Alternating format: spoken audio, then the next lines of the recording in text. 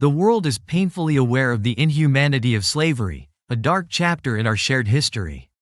Yet, the particular suffering endured by black women slaves, both on plantations and in the households of their masters, remains a harrowing story often overlooked. While the experiences of black male slaves, who faced brutal beatings and inhumane treatment, are documented, the brutal realities faced by black women are frequently absent from history books. In this video, we will shed light on the unimaginable exploitation and atrocities that black women slaves endured during this tragic period. Let's dive deeper into their experiences. Imagine being confined within a cage, your body on display, subjected to the prying eyes of strangers who regard you as a mere curiosity. Reflect on the profound indignity of having your identity and humanity stripped away. For countless black women, particularly during the 19th and early 20th centuries, this nightmarish scenario was all too real.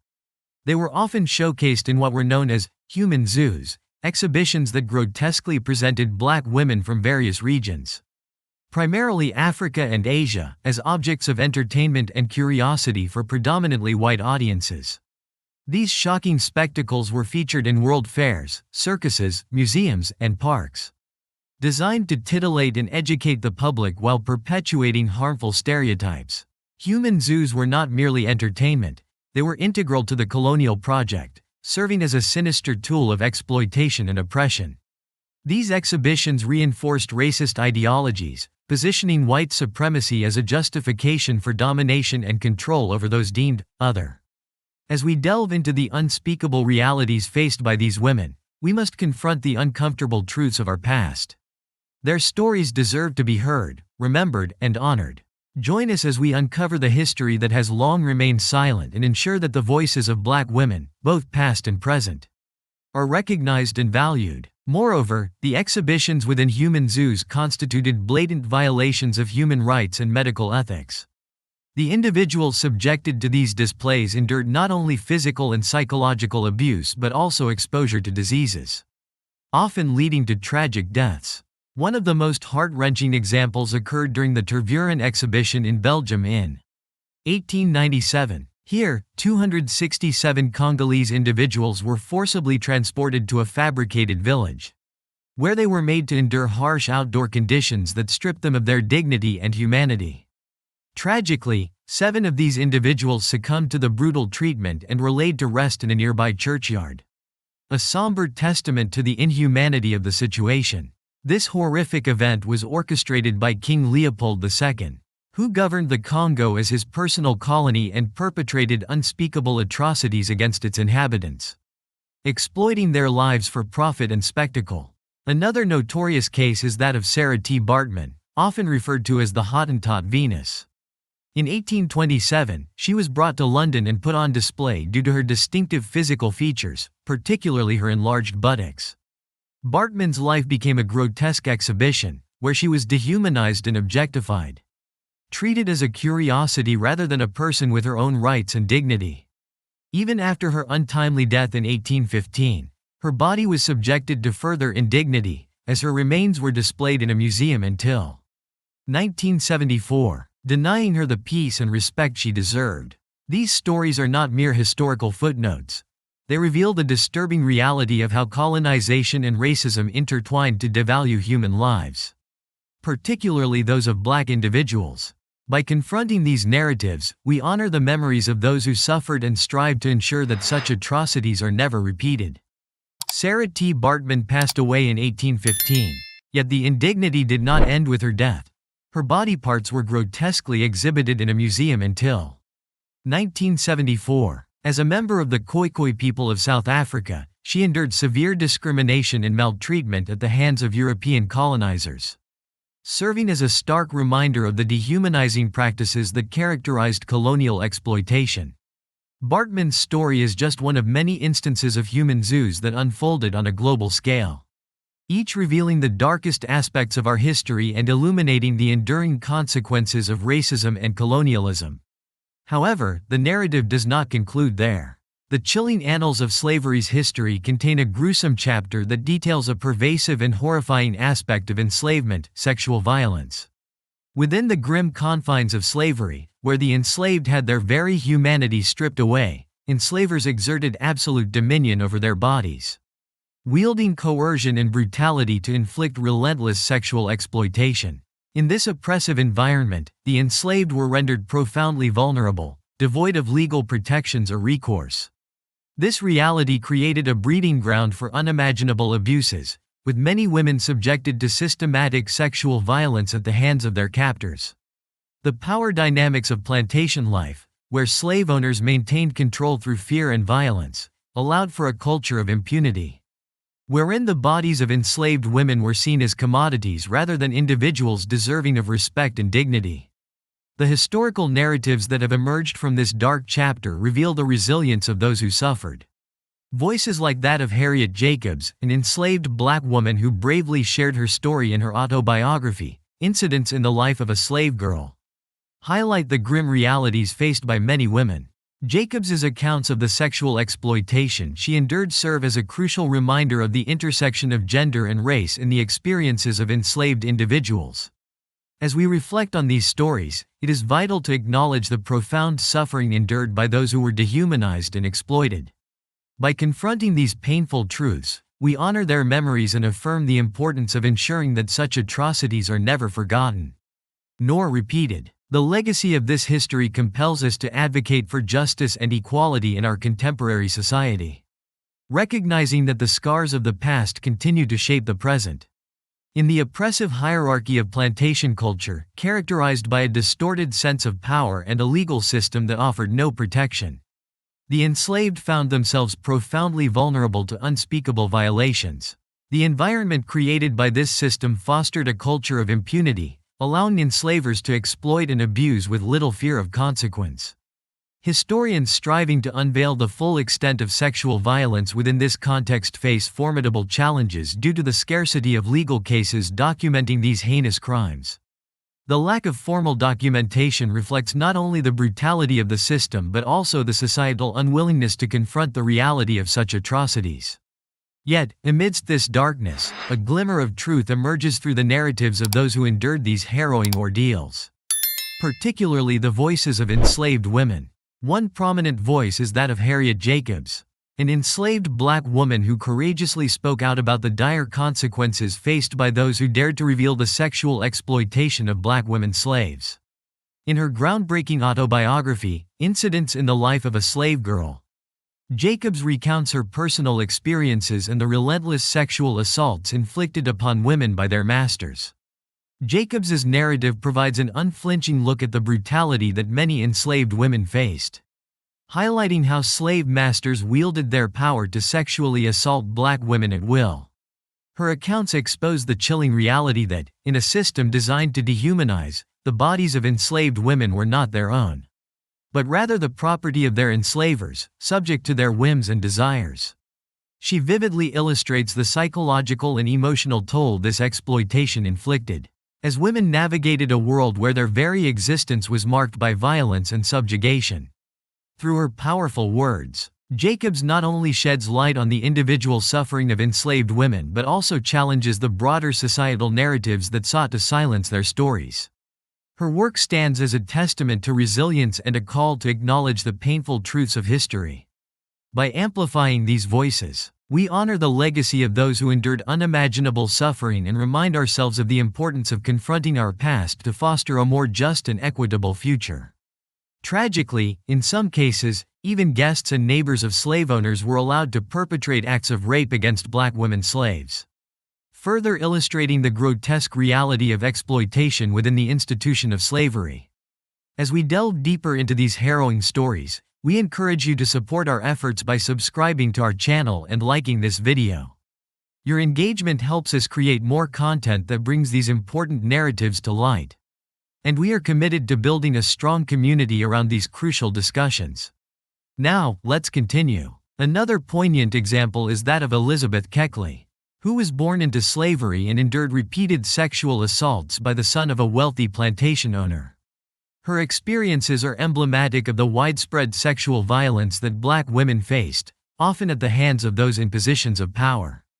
The horrifying reality of sexual violence did not spare black men either. In some instances, enslaved men were coerced into participating in these acts of violence, essentially used as tools to further victimize women. One chilling incident from 1787 in Maryland highlights this cruelty. An enslaved man was forced at gunpoint to commit the abhorrent act of rape against a free black woman. Such incidents reflect the utter degradation and lack of agency experienced by both enslaved men and women, showcasing the pervasive brutality of the system. The sexual vulnerability of enslaved individuals was further exacerbated by the objectification and hypersexualization of black bodies within the Western world. This dehumanizing perspective reduced individuals to mere objects of desire, perpetuating a cycle of violence and exploitation that was deeply ingrained in the fabric of society. As we reflect on these stories, we must confront the uncomfortable truths of our past, recognizing the profound suffering endured by countless individuals. By sharing these narratives, we honor their experiences and commit ourselves to fostering awareness and understanding of the lasting impacts of such historical atrocities. Enslaved women were paraded like commodities at slave auctions, a stark and painful illustration of the dehumanization that characterized this grim era. This practice reinforced the cruel notion that their worth lay solely in their ability to bear children, reducing their identities to mere tools for reproduction. Within this context, long-term relationships between enslavers and the enslaved were disturbingly common, challenging our understanding of consent in such a horrifying reality. For enslaved women, choices were painfully limited. In a system designed to strip away autonomy, agreeing to the sexual desires of their enslavers was sometimes seen as the lesser of two unthinkable evils. One such example is Harriet Jacobs, who made the heart-wrenching decision to enter into a relationship with a white man in a desperate bid to escape the relentless advances of her abusive enslaver. Her story highlights the agonizing choices faced by those ensnared in slavery's malevolent grasp, where the pursuit of safety often came at a tremendous personal cost. Moreover, some enslavers manipulated this power dynamic by dangling the promise of manumission, a coveted ticket to freedom, for favored concubines and their offspring. This conditional offer created an even more complex web of relationships, as enslaved women navigated their perilous circumstances, often forced to weigh their own desires against the faint hope of liberation. Such dynamics underscored the inherent cruelty of a system that exploited the most vulnerable while simultaneously perpetuating the illusion of choice. As we delve into these narratives, we must confront the profound suffering endured by enslaved women, who, despite their circumstances, demonstrated remarkable resilience and strength.